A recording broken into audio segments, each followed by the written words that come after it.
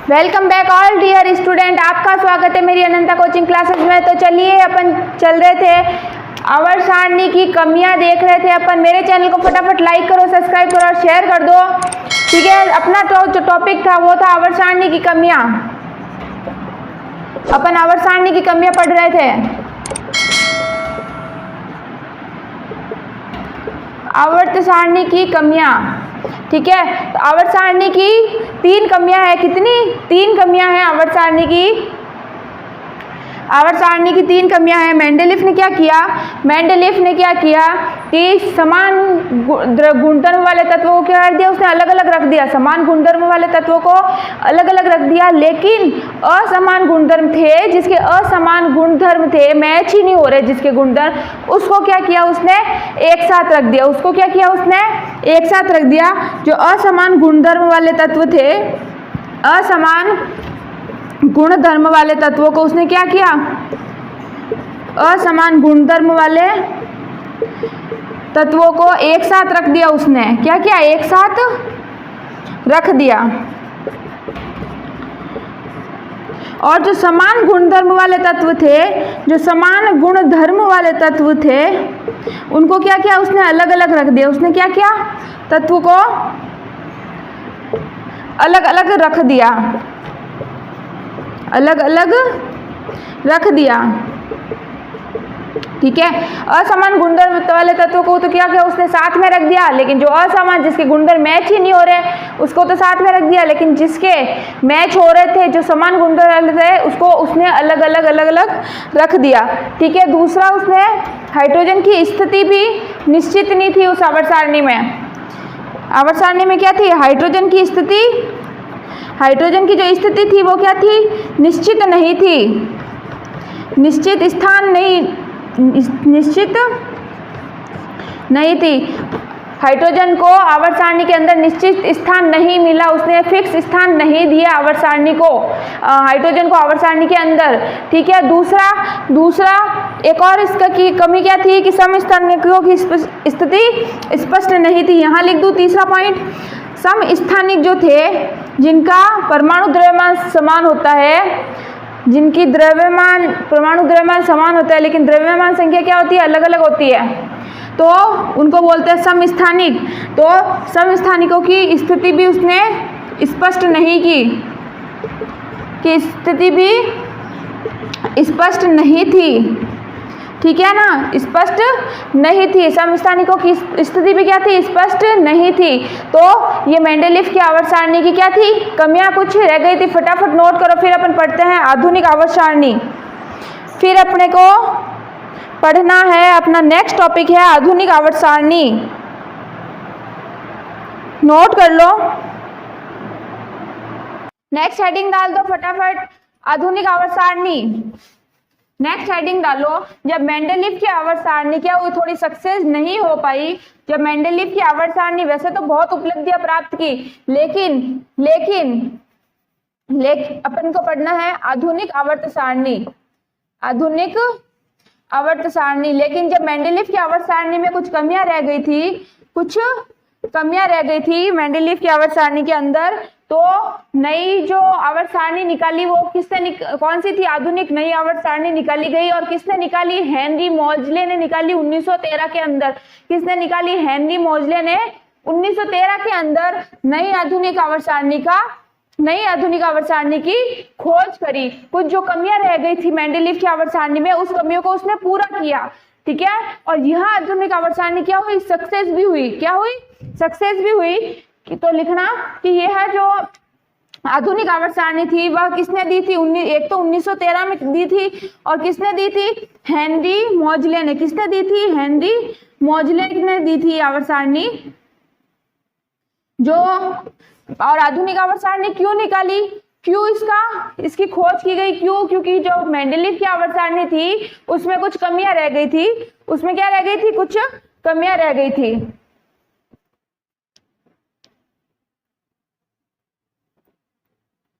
ठीक है। फटाफट नोट करो ये चीज। तो आधुनिक आवर्त सारणी में तत्वों को भौतिक व रासायनिक गुणधर्म के आधार पर अब देखो, अब एक चीज देखना, पहले ये नोट कर लिया। अब देखना कि जो आधुनिक आवर्त सारणी है इसने भी अपना नियम दिया। मेंडलीव ने तो अपना नियम दिया ही दिया, लेकिन हेनरी मोज़ले ने भी अपना एक नियम दिया। और क्या नियम दिया था कि तत्वों के भौतिक व रासायनिक गुणधर्म, तत्वों के भौतिक व रासायनिक गुणधर्म अपने जो उनकी परमाणु क्रमांक, परमाणु संख्या के आवर्ती फलन होते हैं। किसके?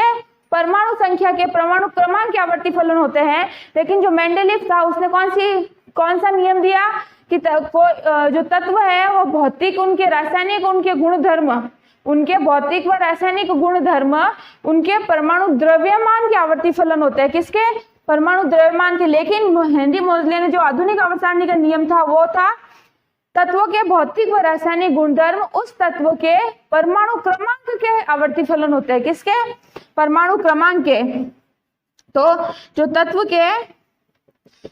के भौतिक व रासायनिक गुणधर्म किसके आवर्ती फलन होते हैं? परमाणु क्रमांक के आवर्ती फलन होते हैं। किसके? परमाणु क्रमांक के आवर्ती फलन होते हैं, आवर्ती फलन होते हैं।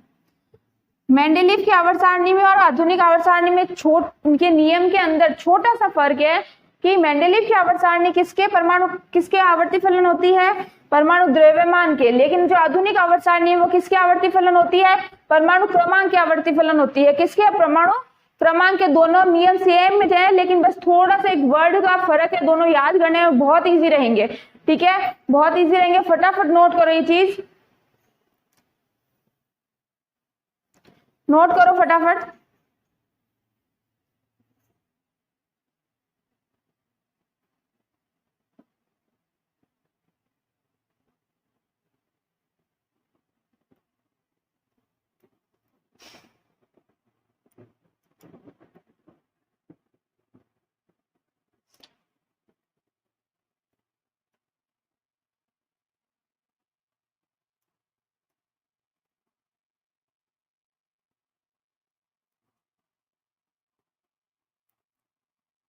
आधुनिक आवर्त सारणी में मेंडलीव की आवर्त सारणी की जो गलतियां थी वो सुधारी गई। हाइड्रोजन को स्थान दिया, अक्रिय गैसों को स्थान दिया, और जो अलग अलग गुणधर्म वाले तत्व थे उनको अलग अलग रखा, जो समान गुणधर्म वाले तत्व थे उनको साथ में रखा। तो जो मेंडलीव की आवर्त सारणी के अंदर जो कमियां रह गई थी उनको क्या किया?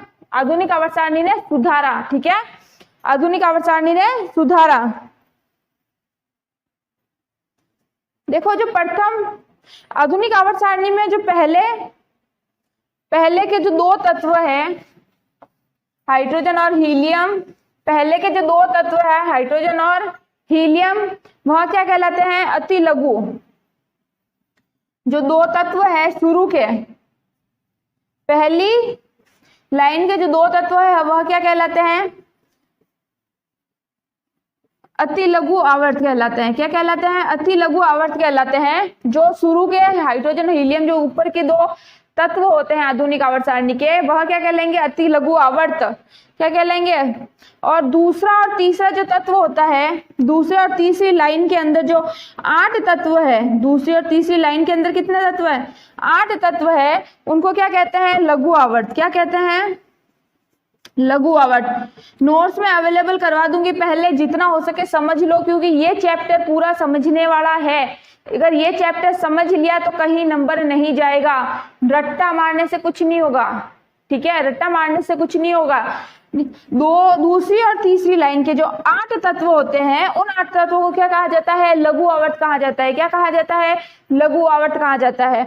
और चौथे और पांचवी लाइन के अंदर जो होते हैं, चौथी और पांचवी लाइन में जो तत्व है, जो 18 तत्व है, कितने? 18 तत्व है, उनको क्या बोला जाता है? लघु आवर्त। क्या बोला जाता है? अति या दीर्घ लघु आवर्त। अति या दीर्घ लघु आवर्त। ठीक है, जो चौथी और पांचवी लाइन के अंदर जो 18 तत्व होते हैं उनको क्या बोला जाता है? दीर्घ आवर्त बोला जाता है। क्या बोला जाता है? दीर्घ आवर्त बोला जाता है। फटाफट नोट करो ये चीज कि पहली लाइन के अंदर 2 तत्व होते हैं। पहली लाइन के अंदर कितने तत्व होते हैं? 2 तत्व होते हैं। और छठे और सातवें में जो 32 तत्व है, छठे और सातवीं लाइन में जो 32 तत्व प्रेजेंट है उनको बोला जाता है अति दीर्घ आवर्त। क्या बोला जाता है? अति दीर्घ आवर्त बोला जाता है। क्या बोला जाता है? अति दीर्घ आवर्त बोला जाता है। इसके अलावा नीचे एक्टेनाइड और लेंथेनाइड की दो लाइनें अलग होती है। एक्टेनाइड और लेंथेनाइड की दो लाइनिंग अलग होती है। फटाफट ये चीज नोट करो।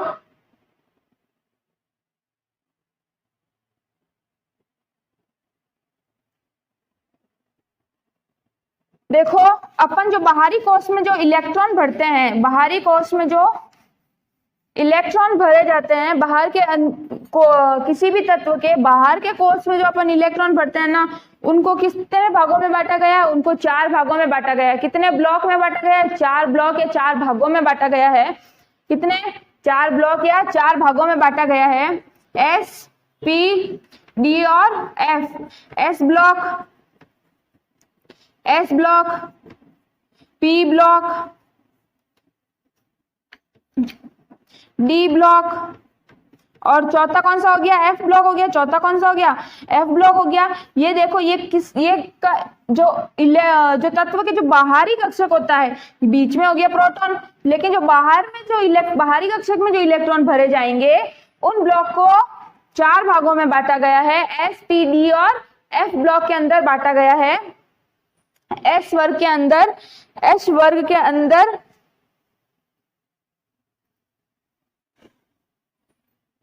एस वर्ग को क्षारीय धातु या क्षारीय मृदा धातु कहते हैं। एस वर्ग का नाम क्या? एस ब्लॉक का नाम क्या है? क्षारीय धातु या क्षारीय मृदा धातु है। क्षारीय धातु या क्षारीय मृदा धातु है। और इस पी ब्लॉक का नाम क्या है? मुख्य तत्व। पी ब्लॉक तत्व का नाम क्या है? क्या नाम है? मुख्य तत्व। क्या नाम है?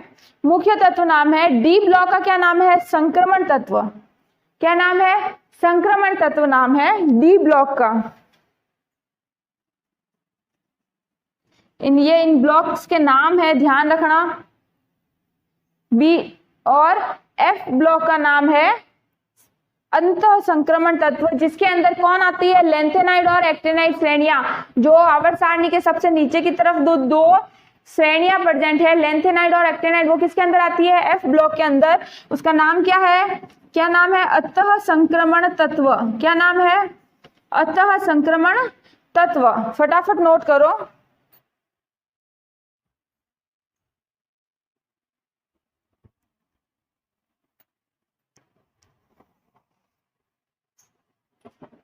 पहली पंक्ति का जो नाम होगा एफ ब्लॉक की, पहली पंक्ति का नाम है लेंथेनाइड, दूसरी पंक्ति का नाम है एक्टेनाइड। अब देखो, एक छोटा सा पॉइंट लिखना, पैरा यूरेनियम तत्व। पैरा यूरेनियम तत्व, पैरा यूरेनियम तत्व क्या होता है कि यूरेनियम के बाद, आवर्त सारणी में यूरेनियम के बाद तत्वों को क्या कहा जाता है? पैरा यूरेनियम तत्व कहा जाता है। आवर्त सारणी के अंदर जितने भी तत्व प्रेजेंट है, आवर्त सारणी में जितने भी तत्व प्रेजेंट है, तो पैरानियम के बाद में जो तत्व आएंगे, पैरानियम कौन से स्थान पर आता है? पैरानियम 92वें स्थान पे आता है। कौन से? 92वें स्थान पे आता है पैरानियम। तो पैरानियम के बाद के जितने भी तत्व होते हैं वह क्या कहलाएंगे?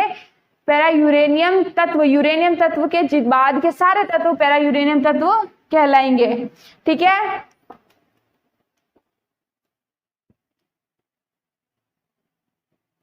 और जो उत्कृष्ट गैस जो मैंने बताई, अक्रिय गैस या उत्कृष्ट गैस, उत्कृष्ट गैस कौन से तत्व के अंदर आती है? 18वें। कौन से? 18वें वर्ग के अंदर आती है। ठीक है। इस और उत्कृष्ट गैस का जो वर्ग होता है उसको क्या बोला जाता है? शून्य वर्ग। क्या बोला जाता है? शून्य वर्ग भी बोला जाता है। उत्कृष्ट गैस जिस वर्ग के अंदर प्रेजेंट होती है उसको अपन शून्य वर्ग भी बोलते हैं। और यह कौन सा नंबर पे आती है? 18वें वर्ग के अंदर आती है। ठीक है, 18वें वर्ग के अंदर आएगी। हेडिंग डाल दो, आधुनिक आवर्त सारणी की उपलब्धियां। आधुनिक आवर्त सारणी किन किन रीजंस की वजह से उपलब्धियों पर पहुंची? किन किन कारणों की वजह से उपलब्धियों पर पहुंची? हेडिंग डाल दो, आधुनिक आवर्त सारणी की उपलब्धियां।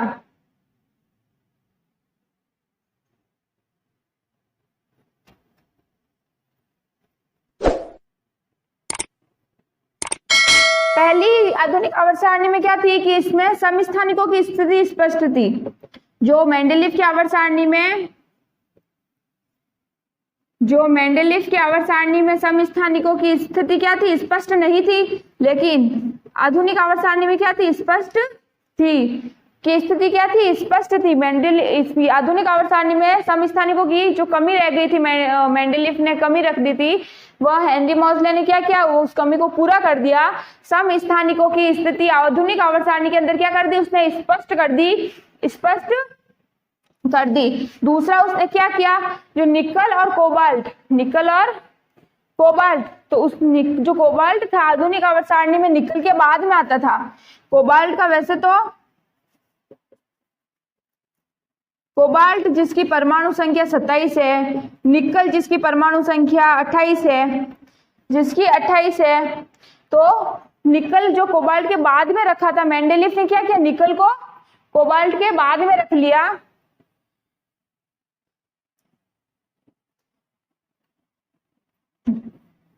कोबाल्ट को निकल से बाद में रखा। कोबाल्ट 27 पे है, तो निकल ने क्या किया? कोबाल्ट को निकल से बाद में रखा। लेकिन आधुनिक आवर्त सारणी में क्या हुआ? आधुनिक आवर्त सारणी में वापस क्या किया?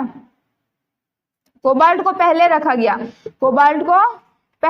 गया। निकल से पहले कोबाल्ट को रखा गया। तो मेंडलीव ने ये गलती कर दी थी कि कोबाल्ट को निकल से बाद में डाल दिया उसने। तो आधुनिक आवर्त सारणी ने उस गलती को सुधारा, कोबाल्ट को क्या किया? निकल से पहले रखा। ठीक है। और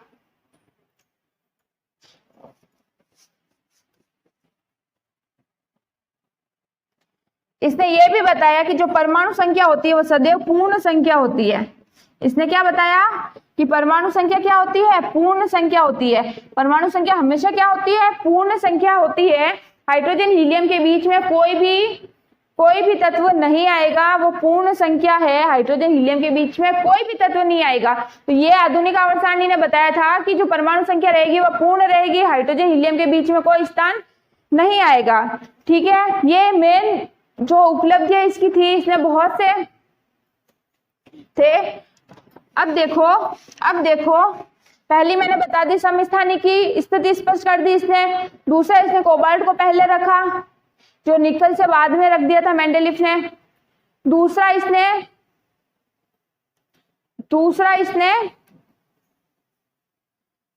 क्या किया? जो अलग अलग गुणधर्म वाले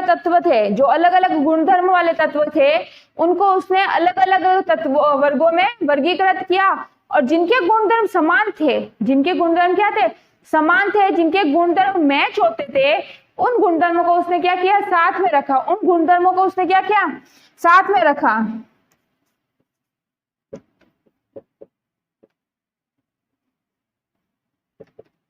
समान गुणधर्म वाले तत्वों को उसने क्या किया? साथ में रखा। और असमान गुणधर्म वाले तत्वों को उसने क्या किया? अलग अलग वर्गीकृत किया।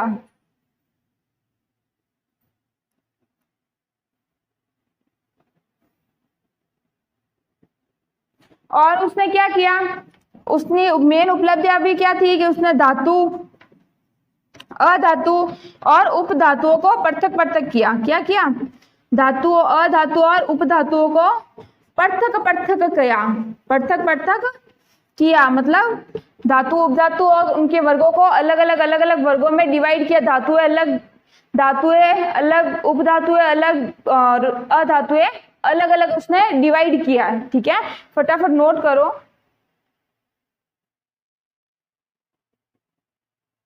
उसने लैंथेनाइड, एक्टिनाइड की स्थिति भी अलग बताई।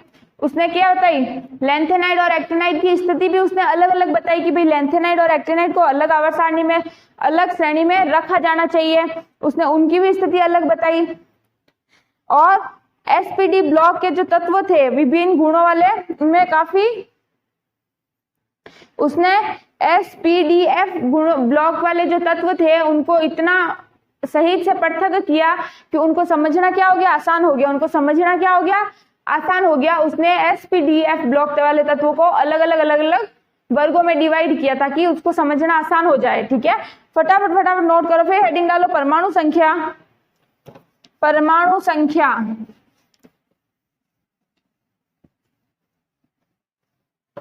परमाणु संख्या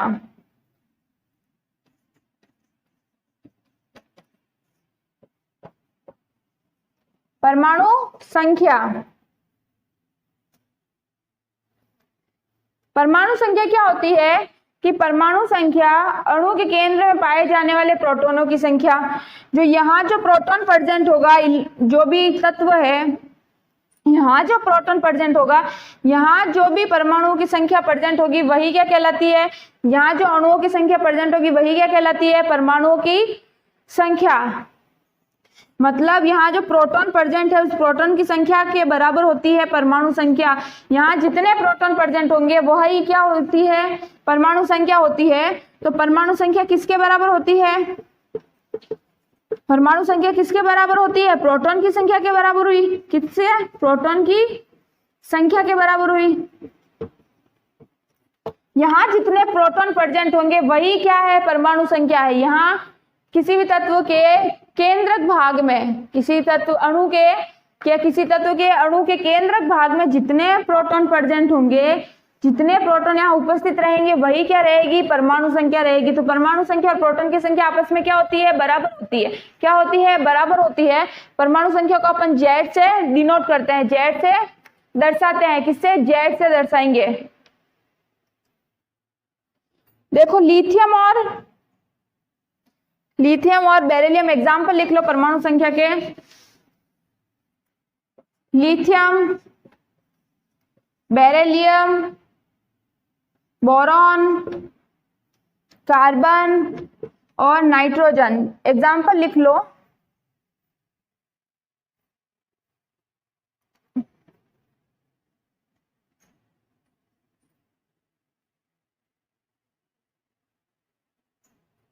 और जो एक समूह होता है, पूरे एक समूह की परमाणु संख्या, पूरे एक समूह की जो परमाणु संख्या होती है वह उसकी संयोजकता के बराबर होती है। किसके बराबर होती है, परमाणु संख्या किसके बराबर होती है, संयोजकता के बराबर होती है। किसके, संयोजकता के बराबर होती है परमाणु संख्या। ठीक है, फटाफट नोट करो।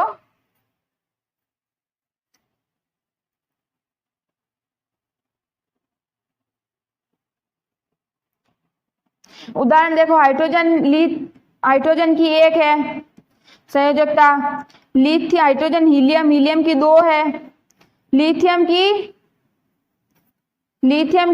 1 है। तो हाइड्रोजन की लिथियम की क्या हो गई, बराबर हो गई संयोजकता। तो जो परमाणु संख्या रहेगी वह इन समूहों की आपस में बराबर होती है।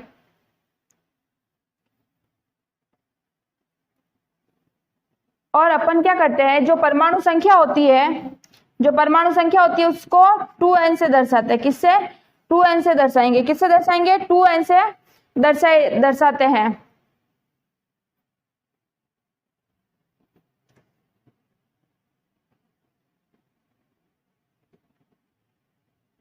और n क्या है, दिए गए कोषों की संख्या है। n यहाँ पे क्या है, दिए गए कोषों की संख्या है। दिए गए कोषों की n क्या है, संख्या। फटाफट नोट करो ये चीज। आवर्त सारणी के अंदर क्या होता है, जो उसकी आवर्त सारणी के अंदर क्या होता है, उसके तत्वों की जो स्थिति होती है, उसके तत्वों की क्या होती है, स्थिति होती है, वह रासायनिक क्रियाशीलता को बताती है। किसको बताती है, कि किसी भी तत्व की रासायनिक क्रियाशीलता कितनी है, ज्यादा है, कम है। तो आवर्त सारणी के तत्वों की जो संख्या होगी या स्थिति होगी वह किसको बताएगी, वह किसको बताएगी, उसकी तत्व की क्रियाशीलता को, रासायनिक क्रियाशीलता को दर्शाती है। तो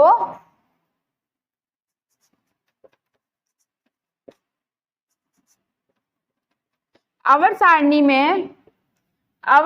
में जो तत्वों की स्थिति होती है,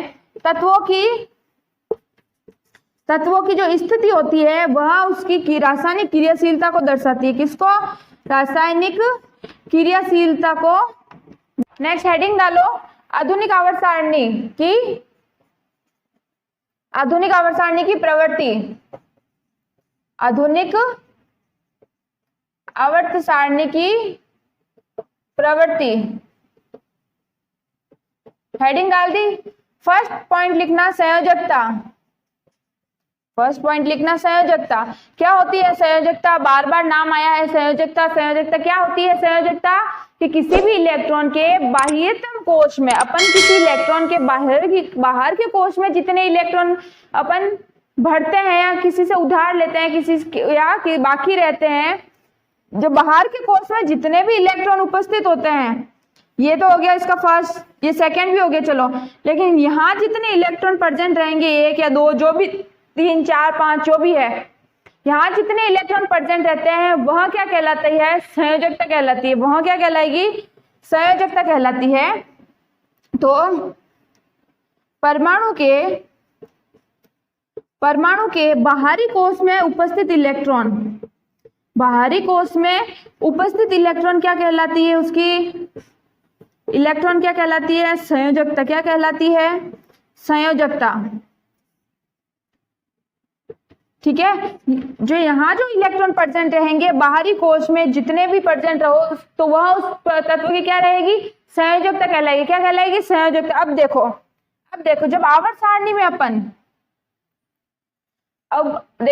जब आवर्त सारणी में अपन ऊपर से नीचे आते हैं, आवर्त सारणी के अंदर आधुनिक आवर्त सारणी है, अगर उसके ऊपर से नीचे आते हैं, तब तो संयोजकता क्या होगी? समान रहती है। क्या रहती है?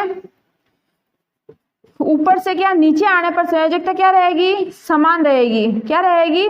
समान रहेगी संयोजकता। ठीक है, लेकिन जब दाएं से बाएं जाते हैं, जब बाएं से दाएं जाते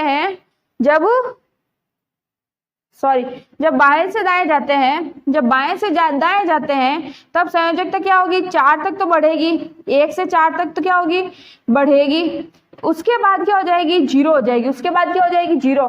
जब बाएं से दाएं जा रहे हैं अपन, तब तो 1 से 4 तक तो उसकी संयोजकता बढ़ेगी।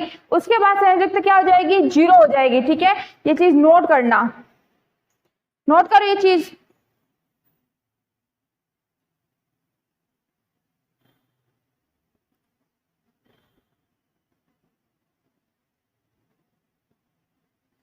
जो है देखना, जैसे तीसरा आवर्त है, तो तीसरे आवर्त में पहला सोडियम, मैग्नीशियम, एल्यूमिनियम, सिलिकॉन। देखो यहां तक सिलिकॉन हो गया, फास्फोरस, सल्फर, क्लोरीन और आर्गन। यहाँ देखना सोडियम की जो संयोजकता होती है वो होती है 1, मैग्नीशियम की संयोजकता होती है वो 2, 3, 4। कितनी? 4 तक तो संयोजकता बढ़ी, लेकिन 4 के बाद फास्फोरस की संयोजकता क्या हो गई? कम हो गई वापस। क्या हो गई? कम हो गई वापस। किसकी? आर्गन तक आते आते संयोजकता क्या हो गई? 0 हो गई। क्या हो गई? 0 हो गई। आर्गन की संयोजकता कितनी हो गई? 0 हो गई। तो 1 से 4 तक तो क्या होता है? संयोजकता बाएं से दाएं जाने पर 1 से 4 तक तो क्या होता है? संयोजकता बढ़ती है, लेकिन 4 के बाद संयोजकता क्या हो जाती है? कम होने लग जाती है और 0 हो जाती है। ठीक है, 0 हो जाती है। फटाफट नोट करो ये चीज।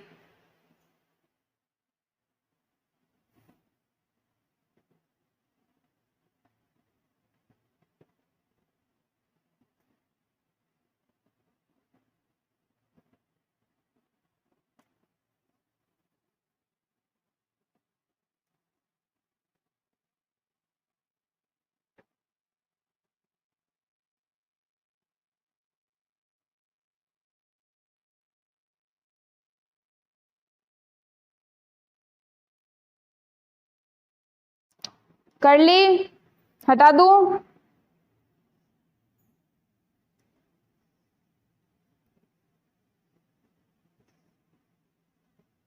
नेक्स्ट हेडिंग डालना परमाणु आकार। नेक्स्ट हेडिंग डालो परमाणु आकार।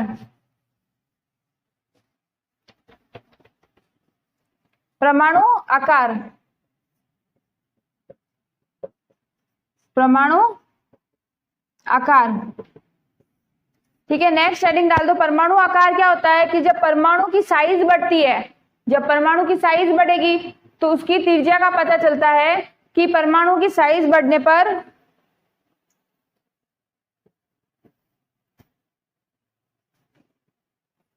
परमाणु का आकार क्या कहलाता है कि एक परमाणु के केंद्रक से जो बाह्यतम कोश के बीच की दूरी होती है वह होती है परमाणु त्रिज्या। वह क्या होती है? परमाणु त्रिज्या होती है।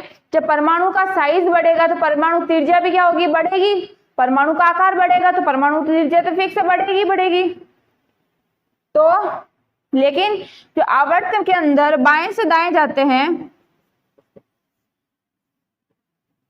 अपने को क्या पता है कि चलो ये मान लो केंद्रक ये अपने कोई परमाणु है, परमाणु का साइज बढ़ रहा है, तो अपने को क्या पता है कि भाई त्रिज्या पहले ये थी फिर त्रिज्या इतनी बड़ी हो गई। त्रिज्या बढ़ रही है, लेकिन देखना अपने को यही पता है त्रिज्या बढ़ रही है, साइज बढ़ रहा है, बड़ा हो रहा है परमाणु, तो त्रिज्या बढ़ेगी। लेकिन देखना जब बाएं से दाएं जाते हैं, जब बाएं से दाएं जाते हैं, जब बाएं से दाएं जाएंगे, जब परमाणु की साइज बढ़ेगी, बाएं से दाएं जाने पर परमाणु की साइज बढ़ेगी, तो साइज बढ़ेगी तो त्रिज्या कम होगी, बढ़ेगी नहीं। त्रिज्या क्या होगी? कम होगी। त्रिज्या में क्या आएगी? कमी आएगी। अब सब अपने भी चलो दिमाग लगाते हैं, साइज बढ़ रही है तो त्रिज्या बढ़नी चाहिए, कम क्यों हुई? क्यों? क्योंकि जो ये क्या करते हैं नाभिकीय आवेश, त्रिज्या घटती है क्योंकि नाभिकीय आवेश में क्या होती है? वृद्धि होती है। किसमें? नाभिकीय आवेश में वृद्धि होती है। किसमें वृद्धि होती है? जो नाभिक पर्जेंट है, जो ये नाभिक पर्जेंट, इसके आवेश में वृद्धि होती है। इसके आवेश में वृद्धि होती है, वह इलेक्ट्रॉनों को वापस खींचेगा अपनी ओर। क्या करेगा? बाह्यतम कोश को अपनी ओर खींचेगा, अट्रैक्ट करेगा इलेक्ट्रॉनों को। अट्रैक्ट करने से त्रिज्या में क्या हो जाएगी? कमी हो जाएगी। क्या हो जाएगी? कमी हो जाएगी। वैसे अपने दिमाग में क्या था कि बाह्यतम कोश का साइज बढ़ा तो त्रिज्या बढ़ी, लेकिन त्रिज्या कम होती है। क्यों? क्योंकि नाभिकीय आवेश बढ़ जाता है। नाभिकीय आवेश बढ़ जाने से यहाँ पे जो आवेश बढ़ते ही क्या होता है? ये इलेक्ट्रॉनों को अपनी ओर अट्रैक्ट करता है, जिससे क्या होती है? साइज कम हो जाती है। त्रिज्या की साइज क्या हो जाती है? कम हो जाती है। ठीक है, अब देखो जो सोडियम की त्रिज्या रहेगी, सोडियम की त्रिज्या कितनी रहती है? 86 रहती है। लेकिन मैग्नीशियम की त्रिज्या कितनी रहती है? कितनी रहती है? 160। कम हो रही है यहाँ पे। एल्यूमिनियम की 143। सोडियम, मैग्नीशियम, एल्यूमिनियम, इनकी क्या हो रही है? त्रिज्या यहाँ देखो देखने को मिल रही है 186 थी, 160 थी, 143 हो गई। यहाँ पे त्रिज्या का साइज क्या हो गया? घट गया। त्रिज्या क्या हो गई? यहाँ पे घटती त्रिज्या क्या हो गई? त्रिज्या यहाँ पे घट गई, बढ़ने की बजाय घट गई। ठीक है, और दूसरा देखो, अगर समूह के ऊपर से नीचे आते हैं, समूह में दाएं से दाएं जाने पर तो त्रिज्या क्या हो रही है? कम हो रही है। लेकिन जब ऊपर से नीचे आने पर त्रिज्या बढ़ जाती है। ऊपर से नीचे आने पर त्रिज्या में क्या हो रही है? बढ़ोतरी हो रही है। क्या हो रही है? बढ़ोतरी। त्रिज्या क्या हो रही है? बढ़ रही है। ऊपर से नीचे आने पर त्रिज्या क्या हो रही है? बढ़ रही है। नेक्स्ट लिखो धात्विक गुण। नेक्स्ट लिखना धात्विक गुण। धात्विक गुण नाम से ही पता चल रहा है धातु के गुण। धात्विक गुण किसी भी तत्व को इलेक्ट्रॉन ग्रहण करने की या त्यागने की प्रवृत्ति क्या कहलाती है? धात्विक गुण कहलाती है। क्या कहलाती है? धात्विक गुण। धात्विक गुण का मतलब क्या हुआ कि किसी भी तत्व द्वारा इलेक्ट्रॉन ग्रहण व त्यागने की प्रवृत्ति क्या कहलाती है? धात्विक गुण कहलाती है। किसी भी इलेक्ट्रॉन द्वारा धातु या तो ग्रहण करना और त्यागने की प्रवृत्ति क्या कहलाएगी? क्या कहलाएगी? धात्विक गुण कहलाएगी। धातुओं के जो गुण होते हैं आवर्त सारणी में किसकी तरफ होता है? बाईं तरफ होता है। मैंने क्या बोला था कि जो आधुनिक था, हेनरी मोजले था, आधुनिक आवर्त सारणी के अंदर धातुएं, अधातु और उपधातु को क्या उसने अलग अलग किया। तो धातुएं होती है वो किसकी तरफ होती है? बाईं तरफ होती है। धातुएं किसकी तरफ होती है? बाईं तरफ होती है। अधातुएं दाईं तरफ होगी। और उपधातुओं को उसने कहाँ रखा? बीच में रखा। उपधातु को उसने बीच में रखा, ठीक है, उपधातु को उसने बीच में रखा, धातु हो गई बाई तरफ, अधातु हो गई दाई तरफ, और उसने उपधातु को कहाँ रखा, बीच में रखा है, ठीक है, नोट करो ये चीज।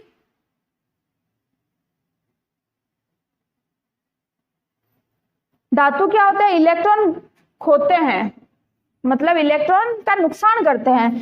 धातु क्या होती है, इलेक्ट्रॉन को खो देती है, त्याग देती है और धनात्मक आयन बनाती है। जब धातुएं, एक चीज ध्यान रखना, जब धातुएं इलेक्ट्रॉन का त्याग करती है, जब धातुएं क्या करती है, त्याग करती है किसका, इलेक्ट्रॉन का, तब क्या बनाएगी, धनात्मक आवेश, पॉजिटिव, धनात्मक आवेश, पॉजिटिव।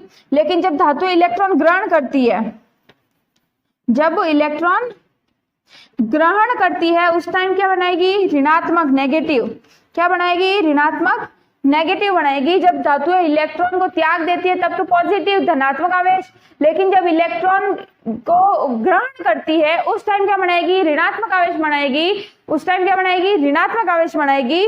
फटाफट ये चीज नोट करो।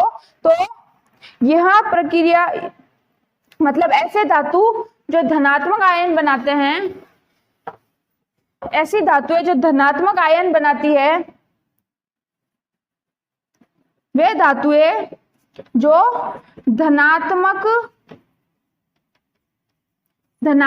आयन बनाती है,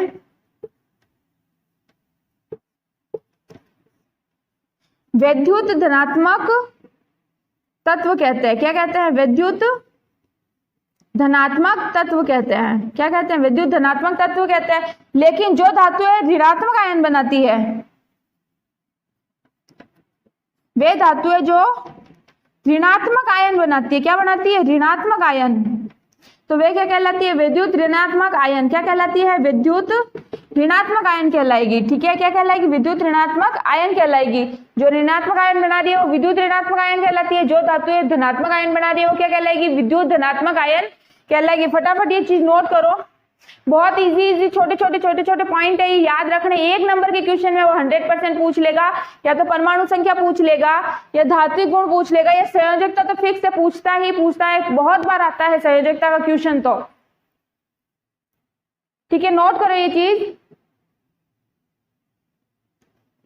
और देखो समूह में अपन ऊपर से नीचे आते हैं, नोट कर दिए। जब समूह में ऊपर से नीचे आते हैं तो धात्विक गुण बढ़ता है। जब अपन समूह में ऊपर से नीचे आते हैं तो धात्विक गुण क्या होता है, बढ़ता है। धात्विक गुण बढ़ेगा, बढ़ता है, धात्विक गुण क्या होता है, बढ़ता है। लेकिन जब समूह में अपन, जब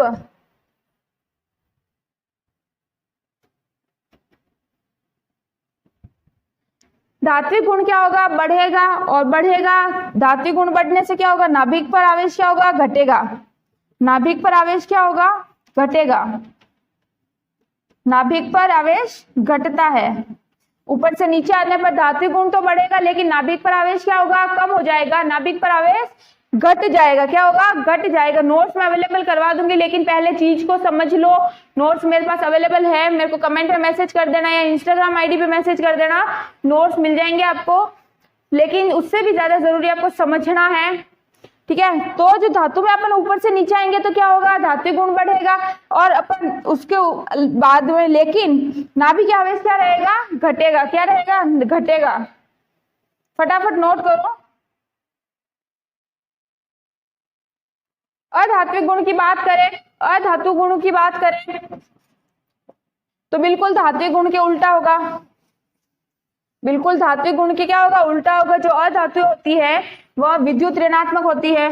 अधातुएं कैसी होती है, पहला पॉइंट लिख देना, विद्युत ऋणात्मक होती है। अधातुएं क्या होती है, विद्युत ऋणात्मक होती है। क्या होती है, विद्युत ऋणात्मक होती है। और ये क्या करती है, इलेक्ट्रॉन को ग्रहण करती है। क्या करती है, इलेक्ट्रॉन को ग्रहण करती है।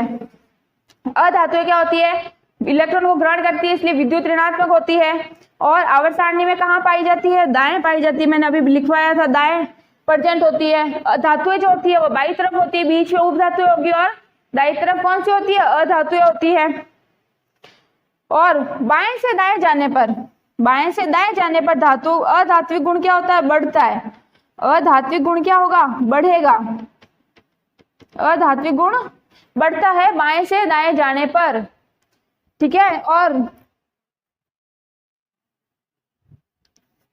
ऊपर से नीचे आने पर अधात्विक गुण क्या हो जाएगा, कम हो जाएगा।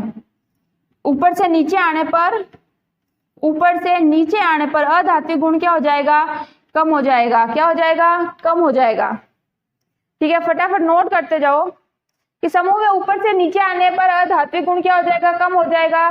बाएं से दाएं जाने पर अधात्विक गुण क्या हो जाएगा, बढ़ जाएगा, ठीक है। और इलेक्ट्रॉन अपनाने की क्षमता भी क्या हो जाएगी, कम हो जाएगी। क्यों, ऊपर से नीचे आएगा तो इसका धात्विक गुण क्या होगा, कम हो गया, तो इलेक्ट्रॉन ग्रहण करने की क्षमता भी क्या हो जाएगी, कम हो जाएगी, ठीक है। ऊपर से नीचे आने पर अधात्विक गुण क्या हो जाएगा, कम हो जाएगा, तो इलेक्ट्रॉन भी ग्रहण कम कर पाएगा, प्रवृत्ति इसकी क्या हो जाएगी, कम हो जाएगी, इसकी क्षमता क्या हो जाएगी, कम हो जाएगी। फटाफट चीज नोट करो। और धातु ऑक्साइड क्षारीय प्रकृति के होते हैं। कैसे होते हैं, क्षारीय प्रकृति के होते हैं। जो धातु ऑक्साइड क्षारीय प्रकृति के होते हैं और अधातु ऑक्साइड अम्लीय प्रकृति के होते हैं। फटाफट ये चीज भी नोट कर दो, जो धातु ऑक्साइड होते हैं वो कैसे होते हैं, अम्लीय प्रकृति के होते हैं। कैसे होते हैं, अम्लीय प्रकृति के। और अधातु ऑक्साइड कैसे होते हैं, अधातु ऑक्साइड कैसे होते हैं, अम्लीय प्रकृति के होते हैं। कैसे होते हैं, अम्लीय प्रकृति के होते हैं। ये चीज नोट कर लो।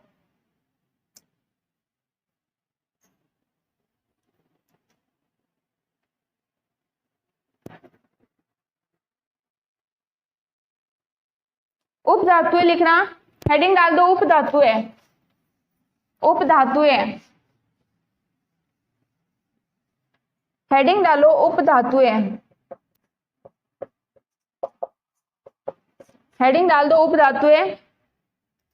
ये क्या होती है, आवर्त सारणी में धातु और अधातु के बीच में पाई जाती है, इसलिए इनको उपधातु भी बोला जाता है।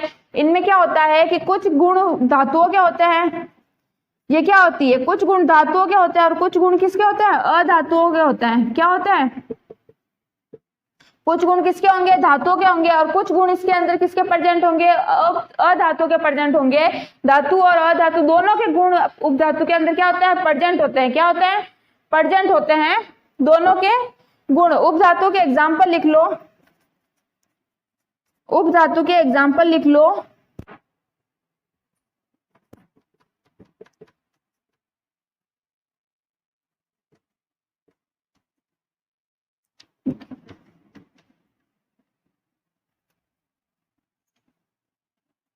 ये है उपधातु के एग्जाम्पल लिख लो। ज्यादा उपधातु के बारे में डिटेल नहीं है, एक छोटी सी लाइन है बस कि यह इसमें क्या होता है कि धातुओं के गुण भी प्रेजेंट होते हैं, अधातुओं के गुण भी प्रेजेंट होते हैं, ठीक है।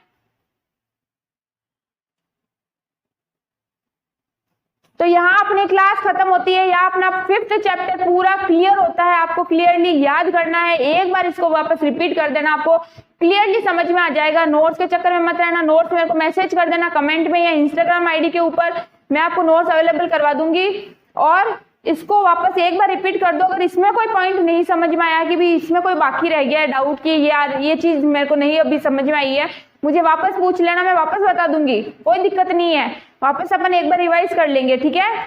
और मेरे चैनल को फटाफट लाइक करो, सब्सक्राइब करो और ज्यादा से ज्यादा शेयर करो ताकि मेरी नेक्स्ट वीडियो के साथ मेरे साथ जुड़े रहो। मिलते हैं नेक्स्ट क्लास में।